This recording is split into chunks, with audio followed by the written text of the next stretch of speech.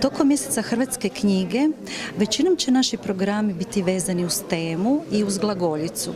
Tako da imamo za svakog po nešto i od djece, srednjoškolaca, prema osobama koje su odrasle, koje dolaze na programe slične ovima.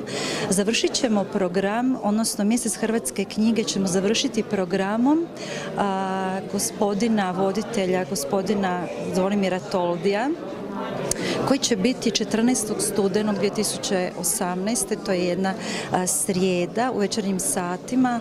To je večer pučkog stvaralaštva gdje će Šokačkom ikavicom članovi Šokačkog glumačkog društva Matini Kripoštoli pričati i govoriti kratke priče autora Zvonimira Toldija.